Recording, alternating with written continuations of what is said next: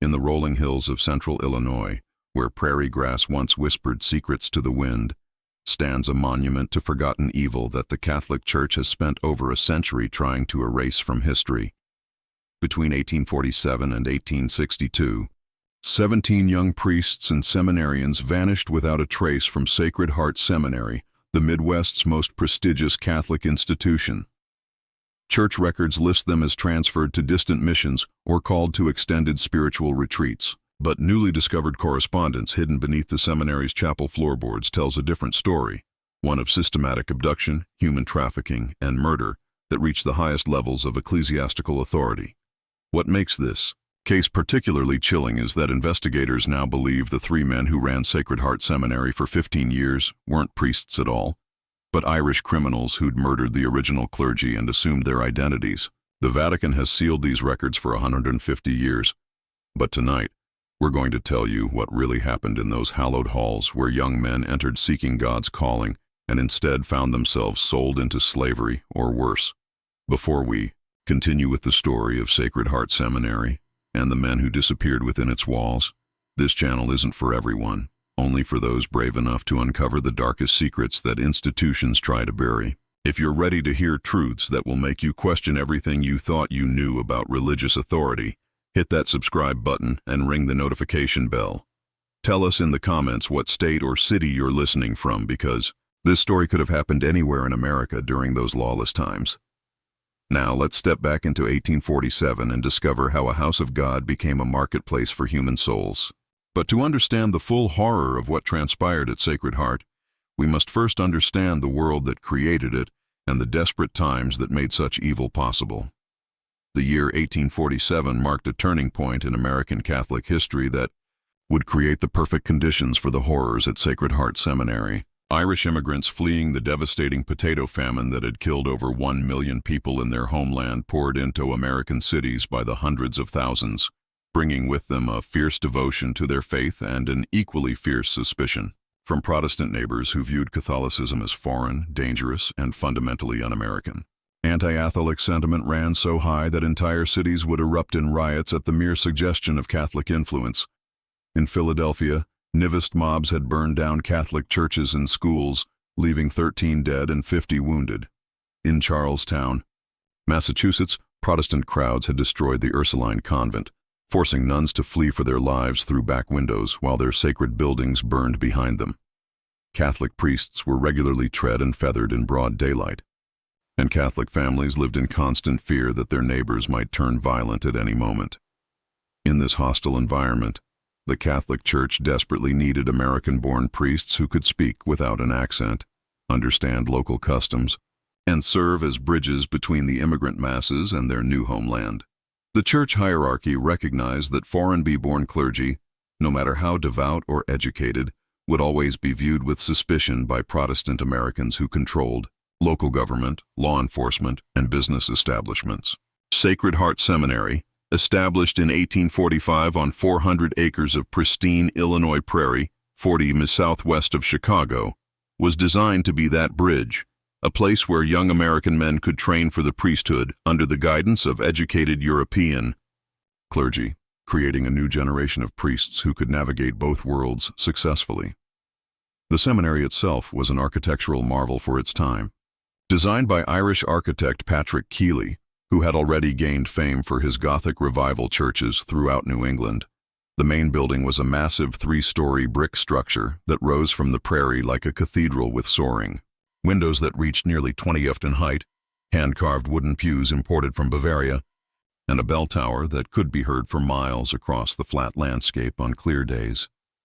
The building cost the astronomical sum of $40,000 to construct, more than most towns in Illinois were worth at the time, funded entirely by donations from wealthy Catholic families in Chicago, Milwaukee, and St. Louis, who saw the seminary as crucial to their faith survival in America. The donors included Patrick Murphy, who had made his fortune in Great Lakes shipping, Francis O'Brien, who owned the largest brewery in Milwaukee, and Margaret Connolly, widow of a Chicago real estate magnate, who contributed $8,000 alone, more money than most families would see in a lifetime. The seminar's library contained over 3,000 volumes, including rare theological texts, classical literature, and scientific works that represented one of the finest collections of learning west of the Mississippi River. The building featured modern amenities unusual for rural areas: indoor plumbing with water pumped from a deep well, gas, lighting throughout the main floors, and a sophisticated heating system that used a central furnace and ductwork to warm the entire structure during Illinois' brutal winters.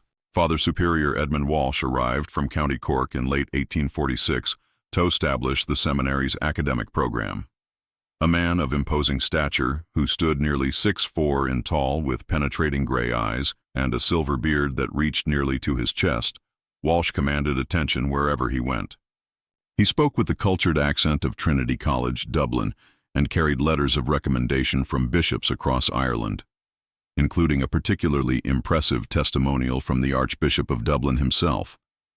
Walsh claimed to have studied theology at the prestigious Maynooth Seminary, where he had allegedly earned highest honors in moral theology and canon law. His supposed academic credentials included advanced degrees in philosophy, classical languages, and church history, making him one of the most educated priests in the American Midwest. He spoke fluent Latin, Greek, French, and German, could recite lengthy passages from St. Augustine and Thomas Aquinas from memory, and demonstrated an encyclopedic knowledge of church doctrine that impressed even the most learned bishops who interviewed him. Joining Walsh were Rector Thomas Murphy and Dean Patrick O'Brien, both equally impressive in their supposed qualifications and scholarly achievements. Murphy, a scholarly man in his early 40s with prematurely gray hair and wire-rimmed spectacles, allegedly held advanced degrees in philosophy and canon law from the University of Louvain in Belgium, one of Europe's most prestigious Catholic institutions. He claimed to have served as secretary to the Bishop of Cork and to have published several theological treatises that had been well received by church scholars throughout Ireland and England. Dean Patrick O'Brien was younger than the others, perhaps 35, but equally compelling with his supposed background in classical languages and church history from the Royal University of Ireland. O'Brien was particularly skilled in rhetoric and homiletics, delivering sermons that moved listeners to tears and demonstrating an ability to explain complex theological concepts in language that ordinary people could understand. His claim to have served ashaplan to wealthy Irish families gave him knowledge of aristocratic customs and refined manners that impressed American Catholic society. Together, the three men presented an image of intellectual authority, spiritual devotion, and cultural sophistication that impressed even the most skeptical church officials.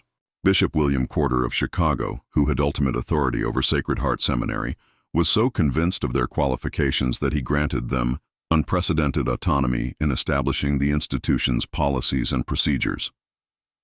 The seminary's first class in the fall of 1847 consisted of 12 young men, ages 18 to 25, drawn from Catholic families across the Midwest who had sacrificed significantly to afford the education. They came from diverse backgrounds: Heinrich Müller and Johann Weber, sons of German immigrants in Milwaukee whose families had pulled resources to send them; Patrick Kelly and Sean Molly from prosperous Irish families in Chicago who saw the priesthood as a path to social respectability; Antoine Dubois from a French family in Detroit that had grown wealthy in the fur trade; and even Thomas Morrison and David Anderson, converts from Protestant families who had embraced Catholicism despite fierce opposition from their relatives.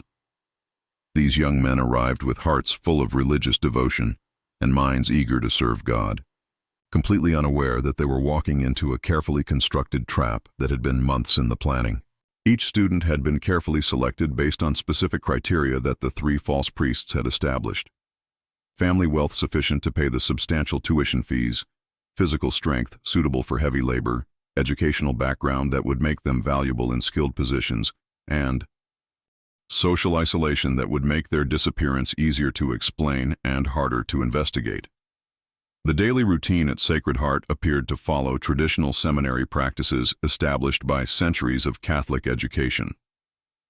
Students rose at 4:30 a.m. for Lord's, the first prayer service of the day, attended Mass at 5 a.m. in the seminary's magnificent chapel, and spent their days in a carefully structured routine of prayer, study, and manual labor, maintaining the seminary's extensive grounds.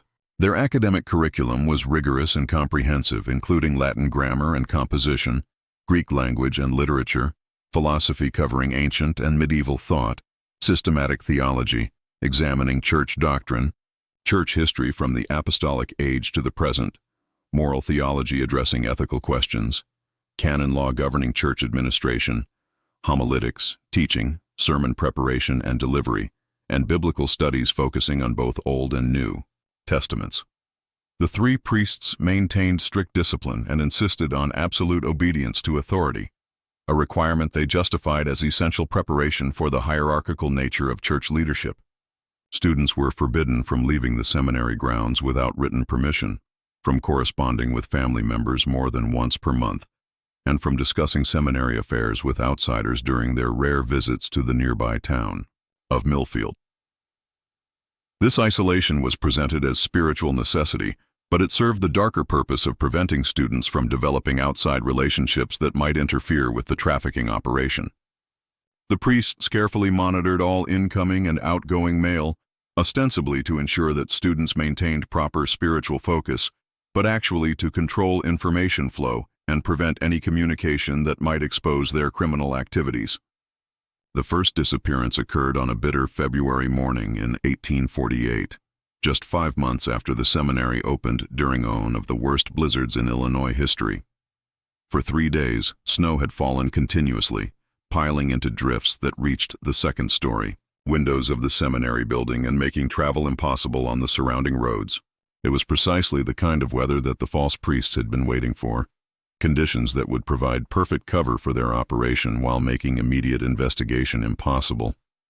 Michael Brennan, a 22-year-old from a prosperous Irish family in Chicago, had shown particular promise in his theological studies and had been selected by Father Walsh to assist with special administrative duties that required access to the seminar's financial records and correspondence files.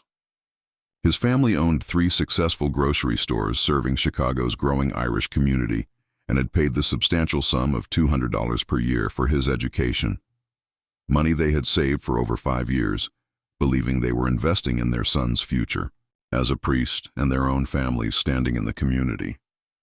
Michael had written to his family just days before his disappearance, describing his joy at being selected for advanced responsibilities and his excitement about beginning specialized studies in moral theology. His letter, which would later be found among Walsh's papers, spoke of his deep gratitude for his parents' sacrifice and his determination to serve God and the Irish community. With distinction, the letter bore no hint of distress, doubt, or any desire to leave the seminary. On the evening of February 13, 1848, Michael was summoned to Father Walsh's private office after the evening meal. Several students remembered seeing him walk down the corridor toward Walsh's office around 8:30 p.m., carrying a small leather portfolio containing his academic work. The office was located in a remote section of the seminary's administrative wing, separated from the student dormitories by thick stone walls that muffled sound transmission. According to later testimony from students who were questioned about that evening, raised voices could be heard coming from Walsh's office sometime around 9:00 p.m., though the specific words were indistinguishable. The argument, for that's what it clearly was, continued for nearly an hour, with periods of silence punctuated by shouting that seemed to involve multiple voices. Around 10:15 p.m., the sound ceased abruptly, and an unsettling quiet settled over the administrative wing. Joseph Kennedy, Michael's roommate and closest friend at the seminary, waited until nearly midnight for Michael to return to their shared dormitory room. When Michael failed to appear by morning prayers at 4:30 a.m., Joseph assumed his friend had been given permission to sleep late due to his administrative duties.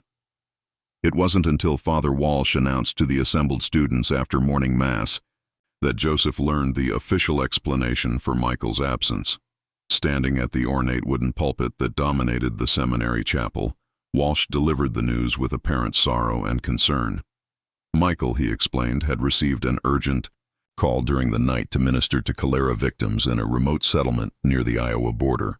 The disease had struck a small Catholic community, and their local priest haddied, leaving the faithful without spiritual guidance during their hour of greatest need. Michael, despite his youth and incomplete training, had volunteered for this, dangerous mission, demonstrating the kind of selfless courage that marked true priestly calling. Walsh's explanation seemed reasonable on the surface, especially given the genuine cholera outbreaks that periodically devastated frontier communities during the 1840s. Cholera was a terrifying disease that could kill healthy adults within hours, and priests who ministered to victims faced almost certain death themselves. The image of young Michael sacrificing his safety to serve God and the faithful was exactly the kind of heroic narrative that inspired other seminarians and reinforced their own sense of calling. However, Joseph Kennedy noticed troubling details that didn't align with the official story. Most obviously, Michael's heavy winter coat remained hanging in their shared wardrobe, along with his warmest boots and thick woolen gloves, items that would be absolutely essential for travel during an Illinois February, especially to reach a remote settlement in Iowa. The temperature had dropped to 15 degrees below zero the previous night, making survival impossible for anyone traveling without proper winter clothing. Even more disturbing, Michael had mentioned nothing to Joseph about any possible call to ministry, despite the two young men sharing their deepest spiritual thoughts and concerns every evening before sleep. They had discussed their future plans just the night before Michael's disappearance, and Michael had spoken enthusiastically about his administrative work and his hopes of specializing in moral theology. He had shown no signs of restlessness, dissatisfaction, or desire for immediate ministry experience. Joseph also noticed that Michael's personal belongings remained exactly as he had left them, including his most treasured possession, a silver rosary that had belonged to his grandmother, who had died during the Irish potato famine. Michael had never been seen without this rosary since arriving at the seminary, and Joseph found it inconceivable that his friend would depart for dangerous missionary work without taking this sacred family heirloom. When Joseph privately questioned Father Walsh about these inconsistencies the following day, the priest's reaction was swift, severe, and completely disproportionate to the nature of the inquiry. Walsh accused Joseph of harboring prideful curiosity that was incompatible with proper religious obedience and dangerous skepticism toward legitimate church authority. Such attitudes, Walsh warned, could lead to spiritual corruption and ultimate damnation if not corrected through severe penance and spiritual discipline. As punishment for his presumptuous questioning, Joseph was assigned to spend the next week in solitary prayer and fasting in the seminary's basement chapel, a damp, windowless room beneath the main structure, where students were sent to contemplate their spiritual failings and seek God's forgiveness. The basement chapel was carved directly into the hillside beneath the seminary, accessible only through a narrow stone staircase that descended from the main building's rear entrance. The basement chapel was a deliberately uncomfortable space designed to encourage genuine repentance through physical hardship. The walls were rough-hewn stone that wept moisture continuously, creating an atmosphere of perpetual dampness that chilled to the bone. The only light came from candles that students were required to maintain themselves, and the only warmth came from a small brazier that provided minimal heat during the worst winter weather. During his week of isolation in this underground chamber, Joseph experienced something that would haunt him for the rest of his life. Late at night, usually around 2 a.m., when the seminary was supposed to be completely silent, he could hear the unmistakable sounds of horses' hooves and wagon wheels on the frozen ground outside the basement chapel. The sounds were clear and distinct, despite the thick stone walls, suggesting that the activity was taking place directly above his underground prison. The nocturnal activity followed a consistent pattern that became more disturbing with each occurrence. First came the sound of horses approaching from the direction of the main road, moving slowly and carefully, as if the drivers were familiar with the terrain, but wanted to avoid making unnecessary noise. Next came voices speaking in hushed tones, always the same 3 voices that Joseph recognized as belonging to Walsh, Murphy, and O'Brien, though he could never make out their specific words through the stone ceiling. The conversations typically lasted about 15 minutes, followed by the sounds of heavy objects being moved, dragging noises, grunting sounds suggesting physical exertion, and the creaking of wagon springs adjusting to shifting weight. During these periods, Joseph could see lantern light flickering through the basement chapel's single dirt-encrusted window, casting moving shadows on the stone walls that suggested multiple figures working in coordination. The entire process typically took about an hour, always ending with the sound of wagon wheels departing in the direction opposite from their arrival toward the road leading to Springfield rather than Chicago. After the wagons departed, complete, silence would return to the seminary, and the next morning would proceed exactly as if nothing unusual had occurred. On the third night of his confinement, Joseph positioned himself directly beneath the basement chapel's window and managed to catch a clearer glimpse of the activity above. Through the dirty glass, he could see the silhouettes of 3 men loading what appeared to be a large, heavy bundle into the back of a covered wagon. The bundle was wrapped in dark cloth and required all 3 men to lift, suggesting considerable weight. Most chilling was the care with which they handled their burden, not the rough treatment appropriate for cargo or supplies, but the cautious movements used when transporting something precious or fragile. The second disappearance came just 6 weeks after Michael Brennan's vanishing, and this time the pattern became impossible for observant students to ignore. Thomas Gallagher, the 20-year-old son of a German immigrant family from Milwaukee, was universally regarded by his fellow students as the gentlest, most devout member of their class. He spent extra hours in private prayer, helped struggling classmates with their Latin translations, and had never been known to raise his voice or express anger about anything. Thomas came from a family that embodied the American dream through hard work and sacrifice. His father, Klaus Gallagher, originally Klaus Miller before anglicizing his name upon arrival in America, had started as a day laborer in Milwaukee's growing brewery industry and had worked his way up to become foreman of one of the city's largest operations. His mother, Anna, took in sewing and laundry to supplement the family income, working 16-hour days to help save money for Thomas's seminary education.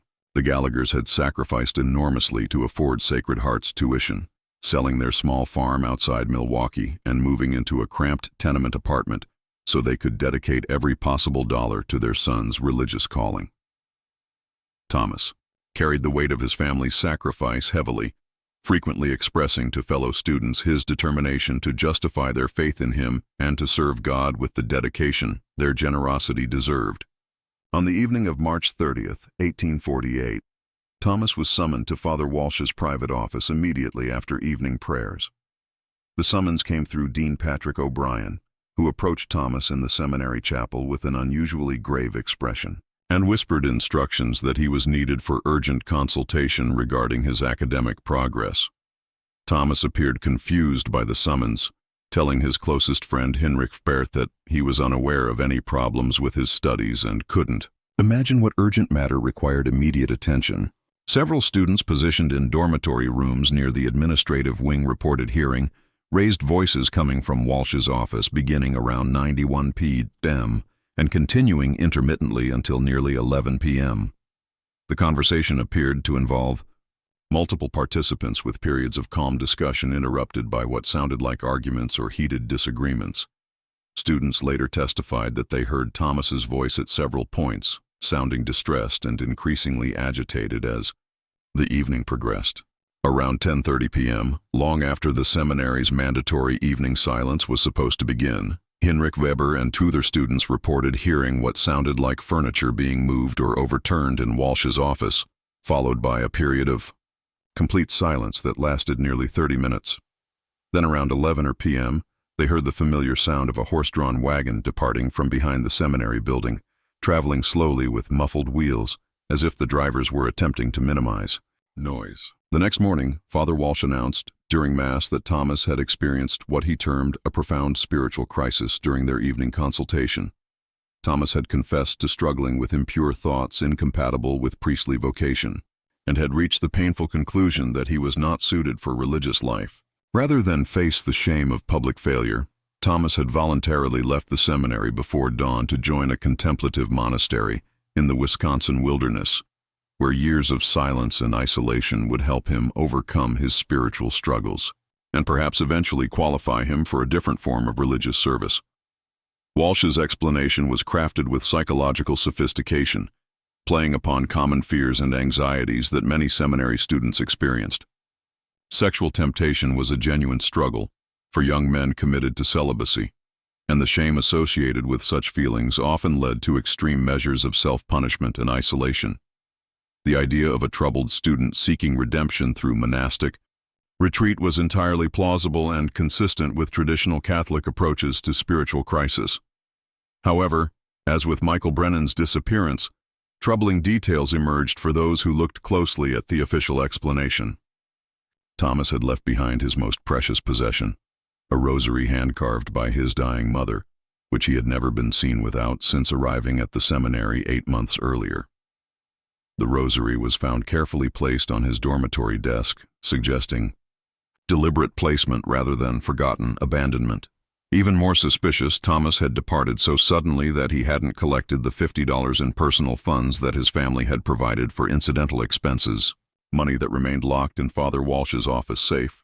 For a family that had sacrificed so much to afford seminary tuition, abandoning $50 represented a financial loss that would have significant impact on their daily survival. Most disturbing of all was a letter Thomas had been writing to his younger sister Maria, which remained unfinished on his desk. The letter stopped mid-sentence in a description of his joy at serving God and his excitement about beginning advanced theological studies in the coming term. The final line read, "Awake each morning grateful to God for guiding me to this holy place where I grow closer to Him each day, and I cannot imagine any life more blessed than the one He has." The sentence ended abruptly, as if Thomas had been interrupted while writing. Heinrich Weber, Thomas's closest friend at the seminary, found the incomplete letter particularly disturbing because Thomas had shared the contents with him the evening before his disappearance. Thomas had been enthusiastic about describing to Maria his progress in theological studies and his growing confidence in his calling to priesthood.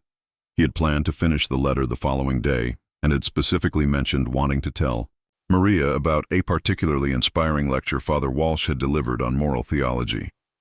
Word of the disappearances began to spread among the remaining students, though always in whispers and never in the presence of the 3 priests. The student body of originally 12 had now lost 2 members in just 6 weeks, and the official explanations, while individually plausible, began to seem suspicious when considered together. Some students defended the priests' accounts, arguing that God's call could come suddenly, and that true devotion sometimes required abandoning worldly attachments, including family relationships and material possessions. Others, however, began to notice patterns that filled them with growing unease. Both Michael and Thomas had been among the most financially well-off students. Both had demonstrated exceptional academic promise that made them valuable additions to any religious community, and both had been called to private meetings with Father Walsh shortly before their departures. Additionally, both had left behind personal possessions that seemed inconsistent with voluntary departure, and both had shown no previous signs of doubt, distress, or desire to leave the seminary. The atmosphere at Sacred Heart began to change in subtle but unmistakable ways. Students became more guarded in their conversations, more careful about expressing opinions or asking questions that might be interpreted as challenging authority. The easy camaraderie that had characterized the seminary's early months gave way to an undercurrent of anxiety and suspicion that affected every aspect of daily life. As the harsh Illinois winter gradually gave way to spring, the disappearances at Sacred Heart Seminary continued with terrifying regularity that revealed the systematic nature of the operation. By Christmas of 1848, 5 more young men had vanished from the institution, each departure accompanied by increasingly elaborate explanations from the 3 false priests that demonstrated their growing confidence in their ability to manipulate both students and outside authorities. The 3rd disappearance involved Antoine Dubois, the French seminarian from Detroit whose family had made their fortune in the fur trade. Antoine possessed valuable skills in wilderness survival, animal tracking, and Native American languages that made him particularly attractive to buyers seeking workers for frontier operations. He vanished during a supposed emergency call to minister to a remote French settlement that was allegedly under threat from hostile Native American tribes. The 4th was Heinrich Weber, Thomas Gallagher's closest friend, who had begun asking too many questions about his roommate's sudden departure. Heinrich was reportedly transferred to a specialized seminary in Baltimore that focused on preparing priests for German immigrant communities, a transfer that required such secrecy that he was forbidden from saying goodbye to his fellow students or writing to inform his family until he was safely established in his new location. By the end of 1848, the student body had shrunk from 12 to 7, And those who remained lived in a state of constant anxiety, never knowing who might be next to receive that dreaded summons to Father Walsh's office. The survivors developed an unspoken system of mutual protection, noting who was called away for private meetings and making mental inventories of their fellow students' most valued possessions as a way of monitoring whose departure might be imminent. Joseph Kennedy, who had witnessed the first disappearance of his roommate Michael and had endured a week of solitary confinement for questioning the official explanation, found himself unable to concentrate on his theological studies. The memory of those late night sounds from the basement chapel haunted him, and he began paying careful attention to patterns and details that he had previously dismissed as unimportant. Joseph noticed that disappearances always occurred during specific weather conditions. Cold, overcast nights when travel would be difficult, but concealment would be easier. They typically happened during the week rather than on weekends when visiting. Family members or church officials might be present on the seminary grounds.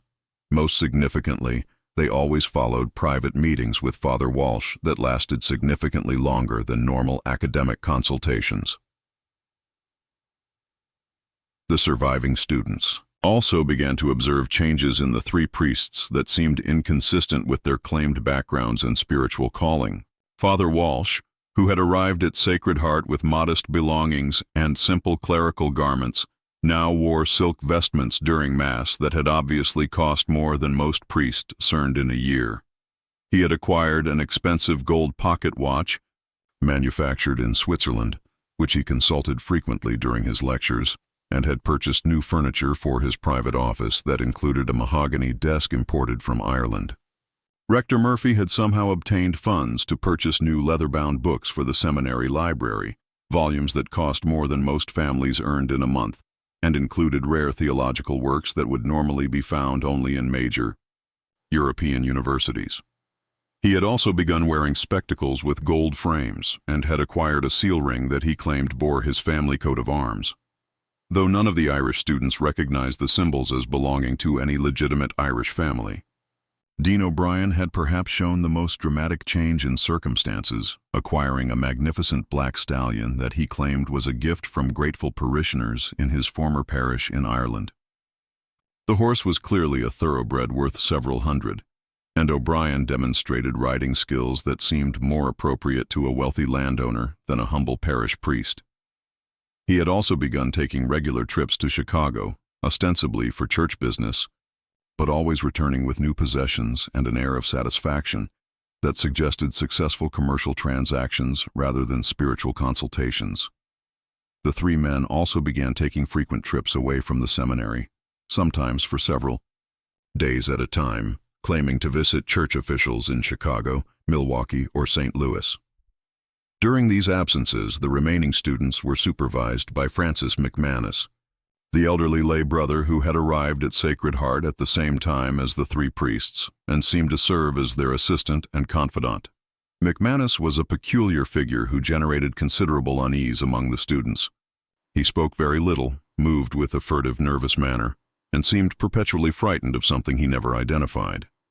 When students attempted to engage him in conversation about his background or his work at the seminary, he would become visibly agitated and refused to answer direct questions.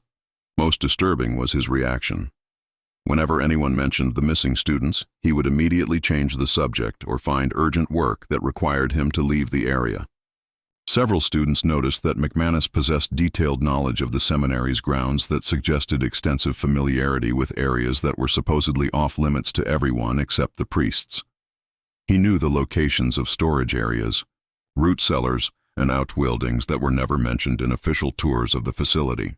He also demonstrated knowledge of the surrounding countryside that seemed inconsistent with his claimed role as a religious assistant who rarely left the seminary grounds. Perhaps most disturbing was the seminary's correspondence with the outside world, which revealed a level of control and deception that suggested careful planning and systematic implementation. Family members who wrote to inquire about their sons received responses on official Sacred Heart letterhead, but the handwriting was always that of Father Walsh, never the students themselves. The letters followed consistent patterns that seemed designed to discourage further inquiry while providing plausible explanations for reduced communication. When parents requested specific information about their son's well-being, academic progress, or daily activities, they were told that advanced theological studies required periods of spiritual silence during which students were forbidden from worldly communication that might distract from their religious development. Families who asked for direct letters from their sons were informed that such correspondence would be permitted only after successful completion of specific spiritual milestones that might take months or years to achieve. The local community in the nearby town of Millfield, population barely 300, began to whisper about strange occurrences near the seminary that seemed inconsistent with the quiet, contemplative atmosphere appropriate to a religious institution. Farmers reported seeing covered wagons traveling at odd hours along the rarely used road that connected Sacred Heart to the main highway toward Chicago, always moving slowly and carefully as if attempting to avoid detection. Samuel Morrison, who owned the farm adjacent to the seminary property, claimed to have found personal items scattered along the fence line that separated his land from the seminary grounds. The items included a prayer book with Michael Brennan written inside the front cover, a pair of wire-rimmed spectacles that had belonged to Heinrich Faber, and a silver crucifix that several people recognized as having been worn by Thomas Gallagher. When Morrison attempted to return these items to the seminary, Father Walsh claimed they had been deliberately discarded by students who were learning to abandon worldly attachments as part of their spiritual development. The winter of 1849-1850 brought a series of events that would fundamentally transform the nature of the mystery surrounding Sacred Heart Seminary and revealed the true scope of the horror that had been unfolding behind the facade of religious education. The seminary's isolation during Illinois' brutal winter months created perfect conditions for the criminals to accelerate their operations, while making detection or escape virtually impossible for their victims. James Ali, a seminary student from Detroit, whose father was a prosperous merchant with extensive connections throughout the Great Lakes region, had grown increasingly suspicious of the priest's explanations for his missing classmates. Unlike the other students who came primarily from working-class immigrant families with limited resources and political influence, James had connections to influential Catholics in multiple cities, including his uncle, Father Patrick Ali, who served as secretary to the Bishop of Detroit and corresponded regularly with church officials throughout the Midwest. James possessed advantages that made him particularly dangerous to the trafficking operation. His family's wealth meant that his disappearance would be noticed and investigated by people with the resources to pursue inquiries across state lines. His uncle's position in the church hierarchy provided access to communication networks that could bypass local control and reach authorities in Rome if necessary. Most importantly, James had received a classical education that included training in logic, rhetoric, and investigation techniques that made him capable of systematic analysis and evidence gathering. Beginning in the fall of 1849, James started conducting his own investigation into the disappearances, carefully documenting discrepancies in the priest's stories, and maintaining detailed records of which students had disappeared and under what circumstances. He created a detailed timeline that revealed patterns invisible to casual observation, including the fact that all disappearances had occurred during specific weather conditions and that the official explanations contained internal contradictions that became obvious when examined systematically. James noticed that the three priests seemed to possess detailed knowledge of each student's family financial situation, information that would normally be kept confidential in church records and would only be available to someone who had conducted thorough investigations into each family's background. The priests knew which students came from wealthy families which had agricultural land that could be used as collateral, and which had relatives in other cities who might provide assistance in times of crisis. Most significantly, James discovered that the seminary's financial records contained discrepancies that suggested income far exceeding what would be expected from tuition payments alone. By carefully observing the priests' spending patterns and comparing them to the seminary's official budget, James calculated that Sacred Heart was generating several thousand in unexplained revenue each year, money that had to be coming from sources other than student fees or church donations. The breakthrough in James's investigation came in December 1849, when he discovered a cache of letters hidden beneath loose floorboards in the seminary's library, concealed in a space that appeared to have been deliberately constructed to hide documents from casual inspection. The hiding place was sophisticated, involving a section of flooring that could be removed only by manipulating specific boards in a precise sequence, suggesting that it had been designed by someone with detailed knowledge of carpentry and security techniques. The letters, written in various hands and bearing postmarks from cities across the Midwest, appeared to be communications between Father Walsh and unknown correspondents who were clearly involved in commercial transactions of some kind. The correspondence was written in a peculiar code that mixed legitimate business terminology with religious language in ways that seemed designed to disguise the true nature of the discussions.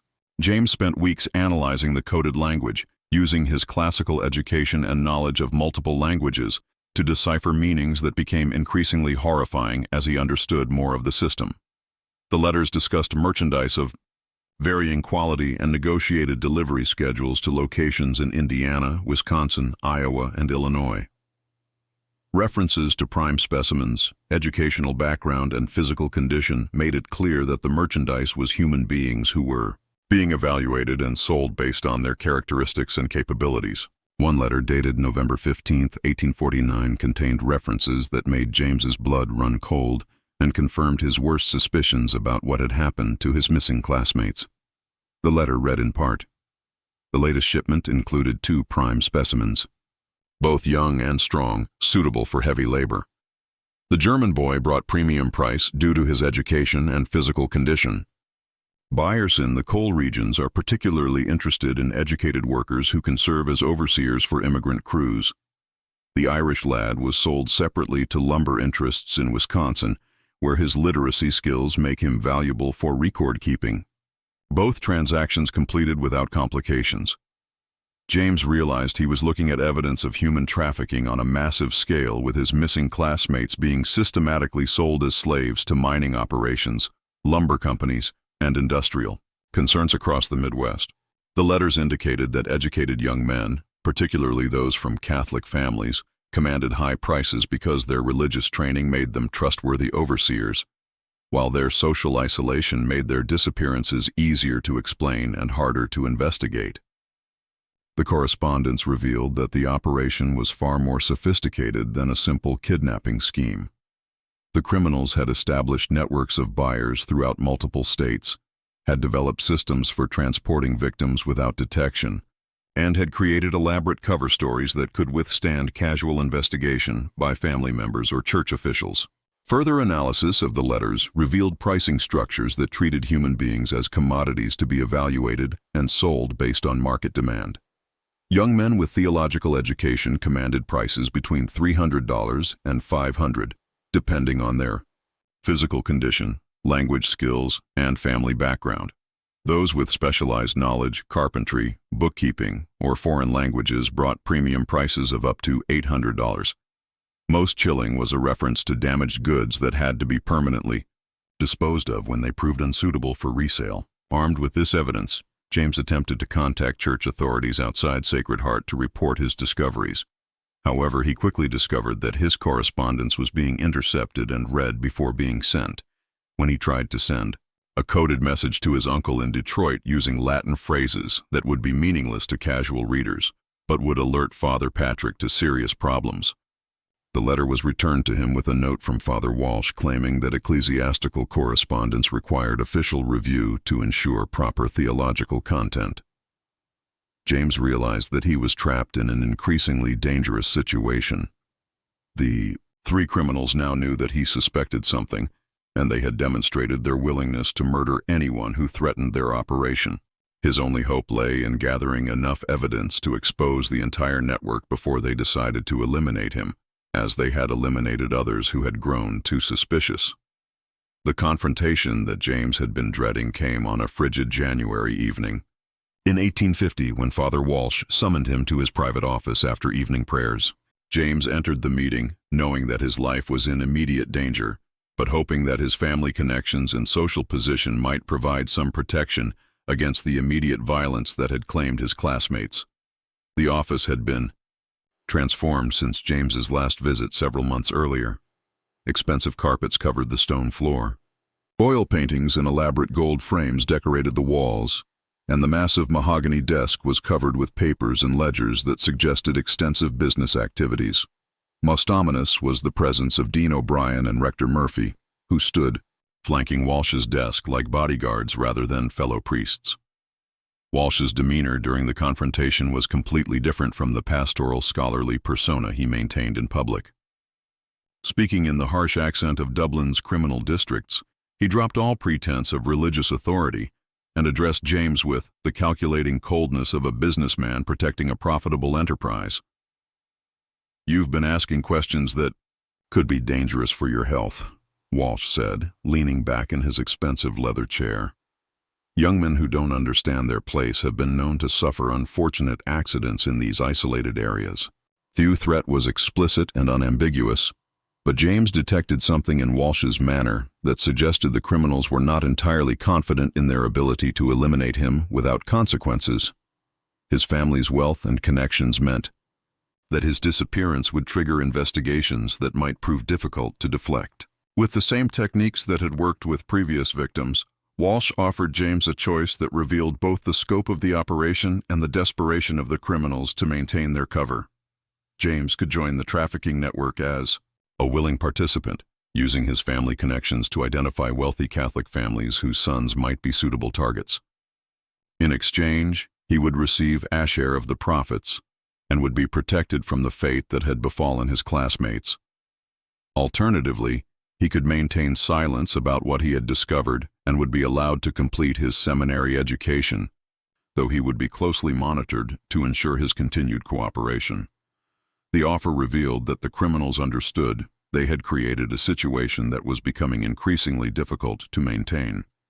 The accumulation of disappearances was generating attention from families and church officials that required more sophisticated management than simple elimination of witnesses. They needed allies within the Catholic community who could help deflect suspicion and provide early warning of official investigations. James realized that accepting either option would make him complicit in the continued victimization of innocent young men. More importantly, he understood that agreeing to cooperation would not guarantee his safety. The criminals would eliminate him as soon as he was no longer useful, or if he showed any signs of betraying their confidence. The weeks following James O'Malley's confrontation with the 3 false priests marked the most dangerous period in Sacred Heart Seminar's dark history. James had refused both options offered by Walsh, claiming that he needed time to consider such a momentous decision. But both sides understood that the situation could not remain unresolved indefinitely.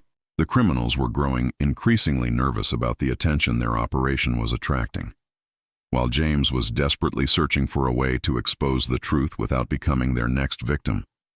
During this tense period, James discovered that he was under constant surveillance by Francis McManus, the nervous lay brother, who seemed to appear wherever James went throughout the seminary grounds. McManus would position himself where he could observe James's activities while pretending to perform maintenance tasks, and James noticed that the man was taking notes in a small leather journal that he kept hidden in his robes.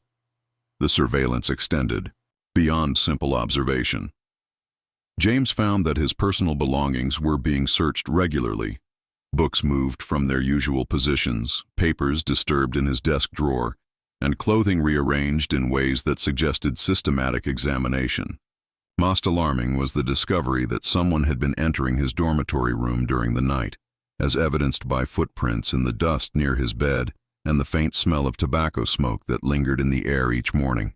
Just when it seemed the tension at Sacred Heart Seminary could grow no darker, James made a discovery that would reveal the true scope of the horror that had been unfolding for years. If you're feeling your heart race as this tale of institutional evil unfolds, you're not alone. Thousands of brave souls in our community have experienced these same chills while learning truths that others are too frightened to reveal.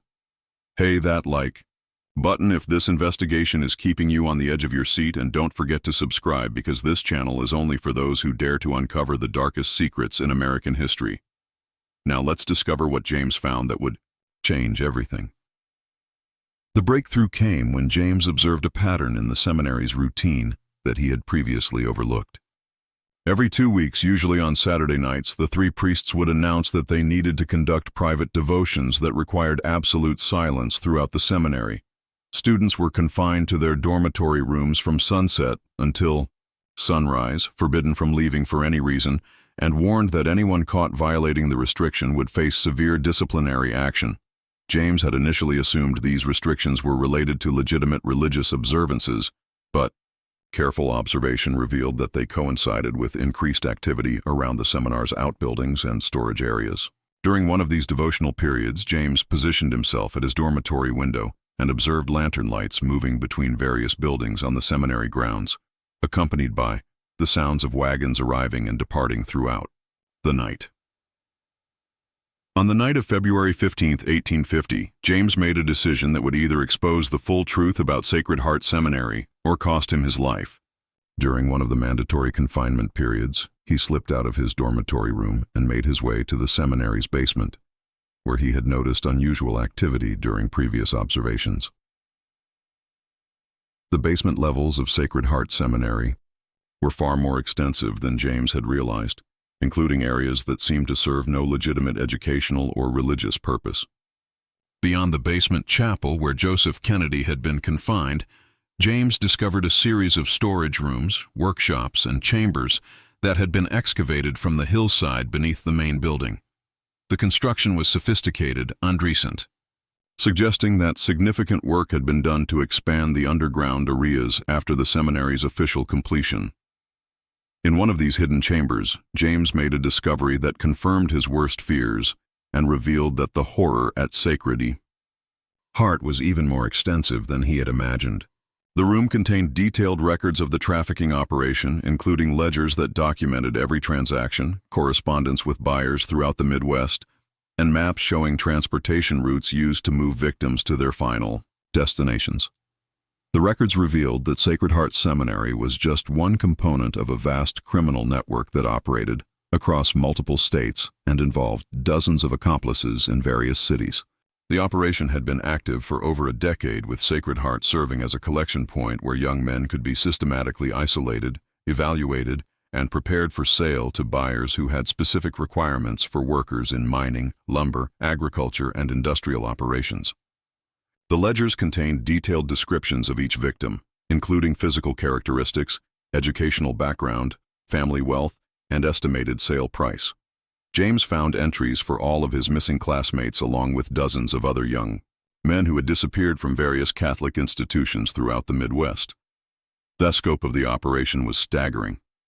Over 200 victims in 10 years, generating profits that exceeded $100,000 and involved buyers in Illinois, Wisconsin, Iowa, Indiana, and Minnesota. Most horrifying was a section of their records titled Permanent Disposal, which contained the names and details of victims who had been murdered rather than sold. These were young men who had become suspicious, attempted to escape, or possessed information that made them too dangerous to release. The records indicated that 17 such victims had been killed at Sacred Heart Seminary alone, their bodies buried in carefully concealed graves scattered across the seminary's 400 acres. As James studied these documents by candlelight in the underground chamber, he heard footsteps approaching from the corridor outside. Someone was descending into the basement levels, moving slowly and carefully as if attempting to avoid detection. James quickly extinguished his candle and concealed himself behind a stack of wooden crates, hoping that whoever was approaching would pass by without entering the record room. The footsteps stopped directly outside the chamber where James was hiding through a crack between the crates. He could see Father Walsh holding a lantern and peering into the room with an expression of suspicious concern. Walsh entered the chamber and began examining the area where James had been reading the records, clearly searching for signs that someone had disturbed the carefully organized documents. For several terrifying minutes, Walsh conducted a methodical search of the room, while James remained motionless behind the crates, barely daring to breathe.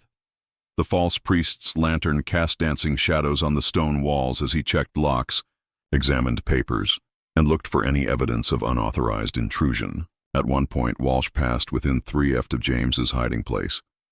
close enough that James could smell the tobacco on his clothing and hear his muttered curses as he searched for signs of discovery. Finally, apparently satisfied that the records remained undisturbed, Walsh departed from the chamber and continued his patrol of the basement levels. James waited nearly an hour before emerging from his hiding place, using the time to memorize as much information as possible from the trafficking records. He understood that this might be his only opportunity to gather evidence, and he needed to obtain enough specific details to convince authorities of the operation's scope and legitimacy.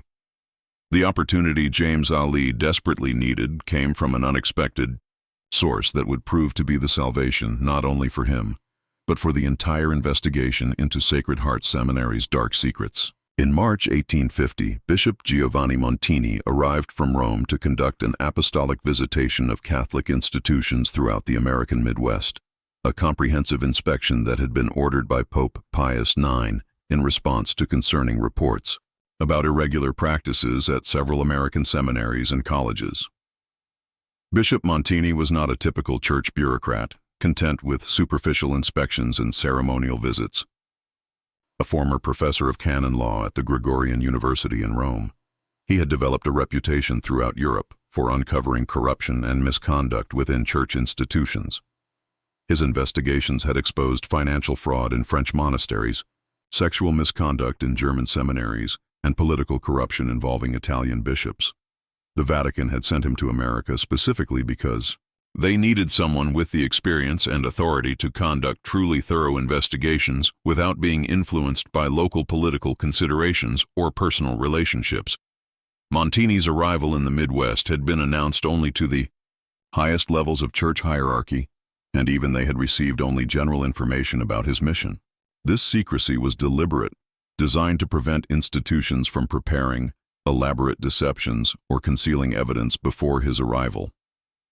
The bishop's methodology involved appearing without warning, conducting extensive interviews with students and faculty, examining financial records in detail, and following up on any irregularities he discovered. James learned of Bishop Montini's presence in the region through a conversation overheard between Father Walsh and Rector Murphy, who were clearly agitated about the possibility of an unexpected inspection.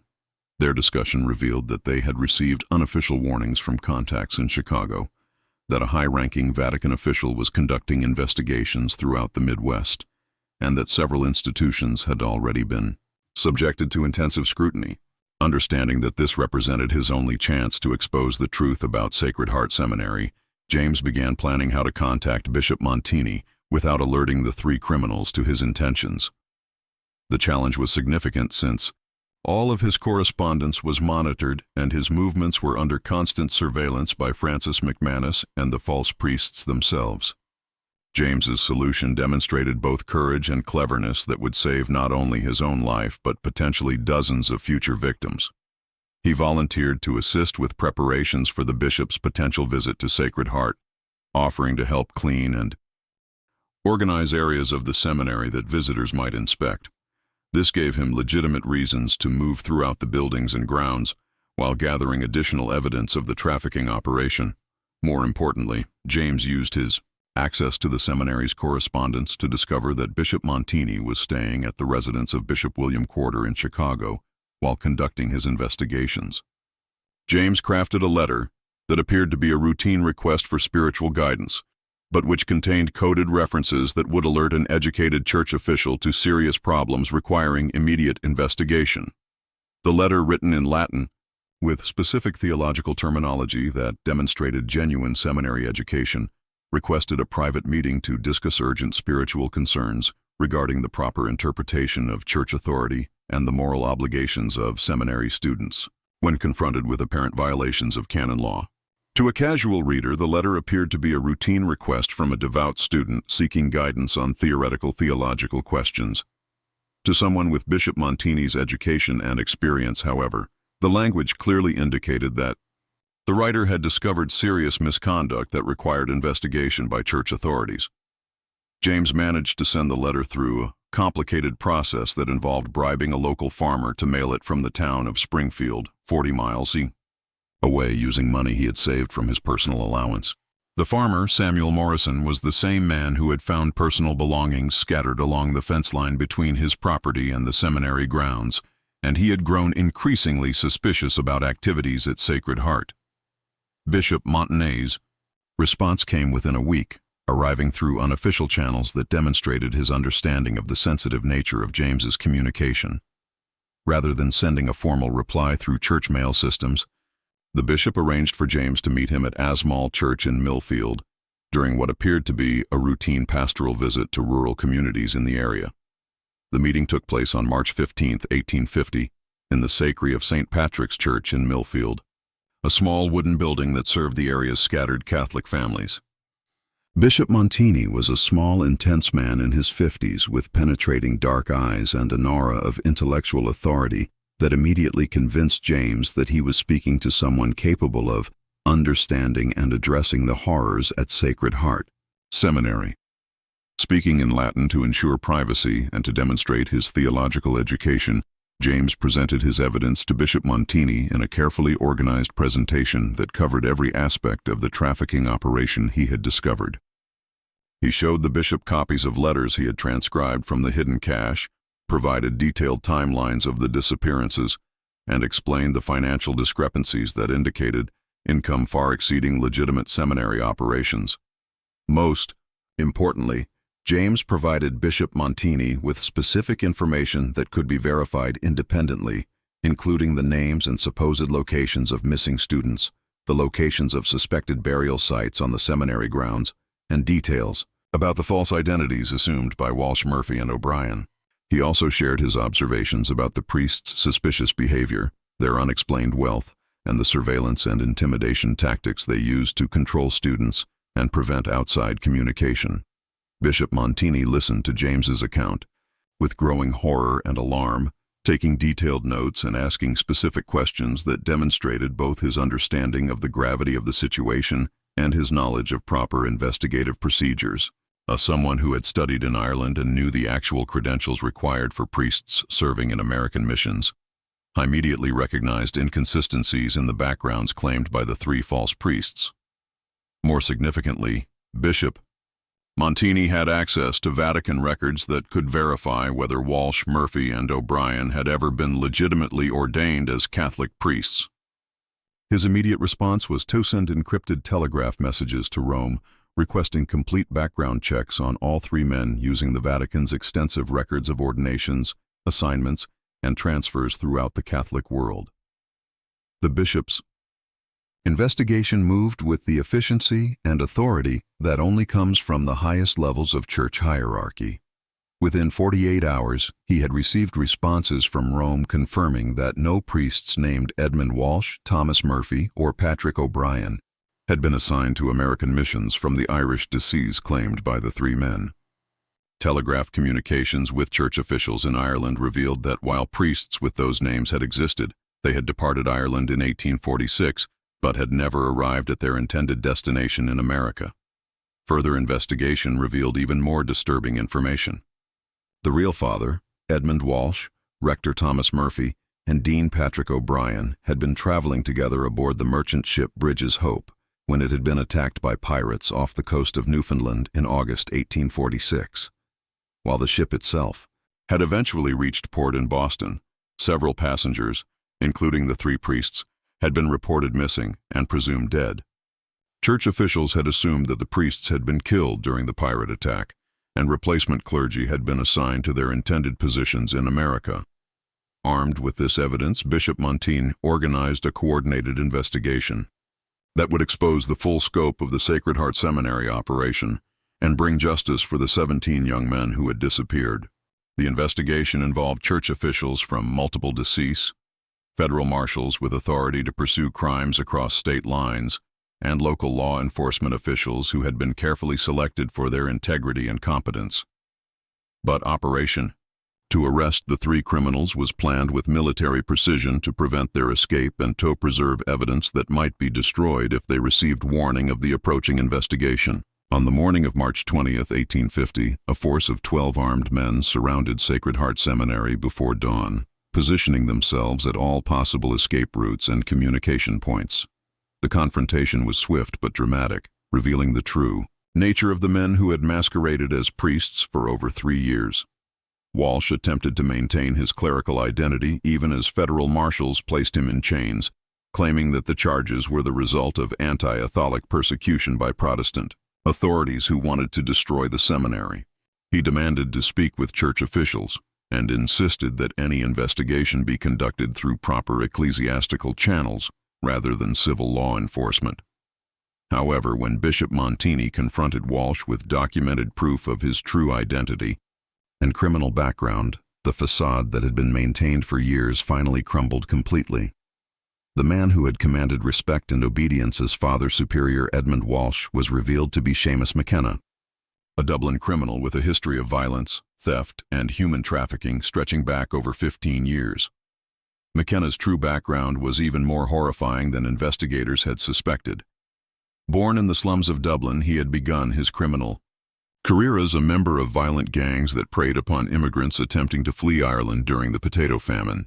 His organization had developed sophisticated techniques for identifying vulnerable families, gaining their trust through religious connections, and then robbing, kidnapping, or murdering them for profit.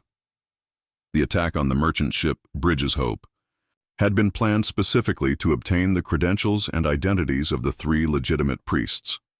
McKenna's gang had learned of the priests' travel plans through contacts in Dublin's Catholic community, had intercepted their ship using a vessel disguised as a merchant trader, and had murdered the clergy after torturing them for information about their backgrounds and intended assignments in America. Thomas Murphy was revealed to be Liam Doherty, McKenna's lieutenant and the organization's specialist in financial fraud and document forgery. Doy had spent months studying Catholic theology and church practices, memorizing enough information to maintain the pretense of being an educated priest while developing the financial systems needed to launder money from the trafficking operation. Patrick O'Brien was actually Fergus Lynch, the most violent member of the organization and the person responsible for the actual kidnapping and transportation of victims. Lynch had killed at least 12 people during his criminal career, including several of the Sacred Heart Seminary students who'd become too suspicious or had attempted to escape. The complete investigation of Sacred Heart Seminary revealed the full scope of the horror that had been perpetrated under the guise of religious education, exposing a criminal network that exceeded even the worst fears of church officials and law enforcement authorities. The search teams that systematically examined the seminary's 400 acres located the remains of 7 murdered students buried in carefully concealed graves throughout the property, each burial site selected and prepared with meticulous attention, concealment, and preservation. The bodies were found in various states of preservation, some having been buried for over 2 years, while others were more recent victims of the trafficking operation. Each victim had been killed by blunt force, trauma to the head, suggesting that they had been murdered quickly and efficiently when they became threats to the operation's security. The careful placement of the bodies and the sophistication of the burial sites indicated that the criminals had extensive experience in disposing of murder victims. The trafficking network uncovered at Sacred Heart proved to be far more extensive than even James Ali had suspected during his investigation. Documents found hidden throughout the seminary revealed connections to similar operations at Catholic institutions in Indiana, Wisconsin, Iowa, and Minnesota, suggesting that dozens of additional victims might have suffered similar fates across the Midwest over the past decade. Federal marshals working with church officials identified buyers throughout 5 states who had purchased trafficked victims for use in coal mines, lumber operations, agricultural enterprises, and industrial facilities. The investigation revealed that the network had generated profits exceeding $100,000 during its years of operation, an astronomical sum for the 1850s that represented more wealth than most American communities would accumulate. In a decade, the 3 criminals were transported to Springfield, Illinois for trial, where they faced charges of murder, kidnapping, human trafficking, fraud, and conspiracy. The trial drew national attention as one of the first major prosecutions of organized human trafficking in American history. Newspapers throughout the country covered the proceedings, which revealed the shocking details of how religious institutions could be infiltrated and exploited by criminal organizations. The evidence presented during the trial was overwhelming and undeniable. Prosecutors presented the detailed records McKenna had kept of every transaction, correspondence with buyers throughout the Midwest, financial ledgers showing the profits from trafficking operations, and testimony from James Ali and other survivors who had witnessed the systematic disappearance of their classmates. Perhaps most damaging was the testimony of Samuel Morrison, the farmer whose property adjoined the seminary grounds. Morrison described finding personal belongings scattered along the fence line between his land and Sacred Heart, observing suspicious nighttime activity involving wagons and lanterns, and discovering disturbed earth in areas that later proved to be burial sites for murdered victims. The 3 criminals were convicted on all charges and sentenced to death by hanging, a punishment that was carried out on August 15, 1851, before a crowd of over 5,000 people. The executions drew spectators from across Illinois and neighboring states, including families of the victims, church officials, and anti-Catholic activists who saw the scandal as confirmation of their suspicions about Catholic institutions. The Yaya hanging of Seamus McKenna, Liam Doherty, and Fergus Lynch marked the end of one of the most extensive criminal conspiracies in American history. But the consequences of their actions continued to reverberate throughout Catholic communities for decades afterward. The scandal severely damaged Catholic credibility throughout the Midwest and provided ammunition for anti-Catholic movements that used the Sacred Heart case to argue that Catholic institutions posed inherent dangers to American society. Of the 10 students who'd been sold as slaves rather than murdered, 6 were eventually located and freed through the extensive efforts of church officials and federal authorities working across multiple states. The rescued young men bore both physical and psychological scars from their months or years of forced labor in mines, lumber camps, and industrial facilities where they had been treated as property rather than human beings. The recovery process for the survivors was long and difficult, requiring extensive medical treatment for injuries sustained during their captivity and psychological counseling to help them process the trauma of their experiences. Several of the rescued victims required months of rehabilitation before they could resume normal lives, and some never fully recovered from the physical and emotional damage inflicted during their enslavement. Tragically, 4 of the trafficked students were never found, despite extensive searches throughout mining and lumber operations across multiple states. These young men, Henrik Vber from Milwaukee, Antoine Dubois from Detroit, Patrick Kelly from Chicago, and Sean O'Malley from Boston, vanished completely into the vast network of industrial operations that characterized America's westward expansion. Their families never learned their ultimate fate, carrying the burden of uncertainty and grief for the remainder of their lives. James Ali, whose courage and persistence had exposed the truth about Sacred Heart Seminary and saved the lives of future victims, was offered the opportunity to complete his priestly training at prestigious institutions throughout America and Europe. Church officials, grateful for his role in exposing the scandal, promised to support his education at any seminary he chose and to provide him with rapid advancement within the church hierarchy. However, James declined these offers and instead pursued a career in law enforcement, believing that his experience at Sacred Heart had revealed the need for better protection of vulnerable populations throughout American society.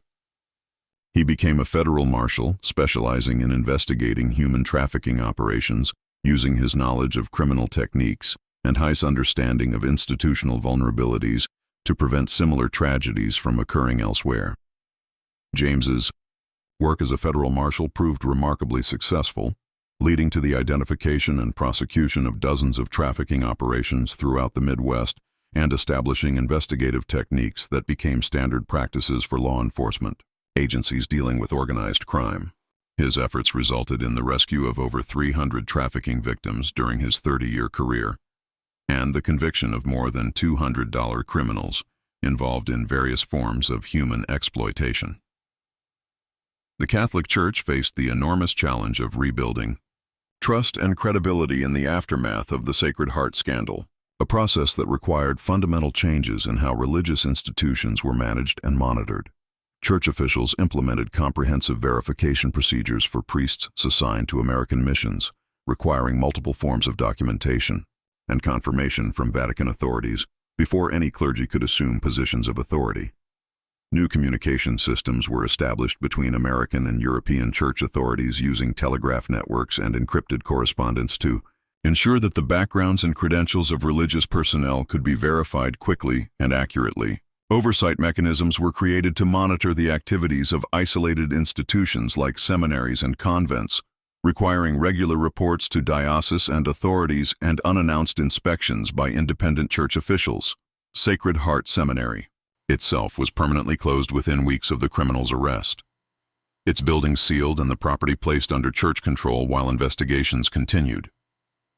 The magnificent Gothic revival structure that had cost $40,000 to construct was eventually demolished, and the land was sold to local farmers who wanted nothing to do with the property's horrific history.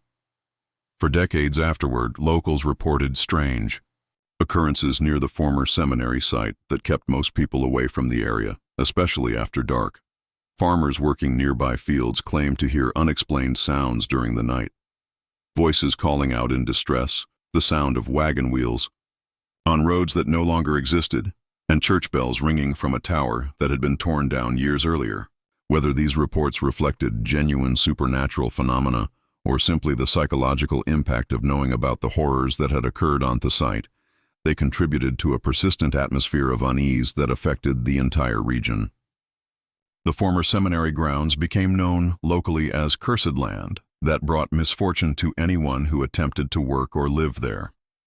This horrifying chapter in American religious history reveals the dangerous vulnerability of immigrant communities and religious institutions during the chaotic period of westward expansion, when communication was slow, verification was difficult, and isolated communities could be exploited by criminals with sufficient cunning and ruthlessness. The Sacred Heart Seminary case stands as a stark reminder that evil can flourish anywhere when good people fail to ask difficult questions or challenge authority figures who demand blind obedience. The story also demonstrates the crucial importance of institutional oversight and transparency in preventing the abuse of vulnerable populations. The criminal's success depended entirely on their ability to operate in isolation without external scrutiny or independent verification of their activities. Once Bishop Montini applied proper investigative techniques and Vatican resources to examine their claims, their deception was exposed within days. Perhaps most importantly, the Sacred Heart Seminary case shows how individual courage and persistence can triumph over institutional evil, even when the odds seem overwhelming. James O'Malley's decision to investigate suspicious circumstances and his determination to expose the truth despite personal danger saved the lives of future victims and brought justice for those who had already suffered. The techniques used by the criminals exploiting religious authority, isolating victims from outside contact, creating plausible explanations for disappearances, and using financial incentives to maintain complicity remain relevant today as warning signs of potential trafficking operations. The case provides a historical precedent for understanding how organized criminals can infiltrate and exploit trusted institutions for profit. What makes this story particularly chilling is its complete basis in historically plausible events and human psychology. Every aspect of the Sacred Heart Seminary operation, from the anti-Catholic sentiment that made oversight difficult to the economic incentives that made trafficking profitable, reflects genuine conditions in 1840s America. The criminals' techniques were sophisticated but entirely realistic, using methods that could be replicated by modern traffickers with access to similar opportunities and resources. This mystery shows us that sometimes the most terrifying monsters are not supernatural beings, but ordinary people who choose to commit extraordinary evil for profit and power. The horror at Sacred Heart Seminary emerged not from ghostly apparitions or demonic possession, but from human greed, violence, and the willingness to treat other people as commodities to be bought and sold. What do you think about this chilling tale of deception, trafficking, and murder hidden within a place meant to serve God? Does it make you wonder what other dark secrets might be buried beneath the official histories of religious institutions throughout America? Do you believe that proper oversight and investigation can prevent such horrors from happening again? Or are there aspects of human nature that make such evil inevitable when opportunity presents itself? Leave your thoughts in the comments below. And if you found this story as haunting and disturbing as we did, make sure to subscribe and hit the notification bell so you never miss our investigations into the darkest corners of American history. Share this video with anyone who appreciates true crime stories that reveal the complex realities behind simple explanations and the courage required to expose institutional evil. Until next time, remember that vigilance and the willingness to ask.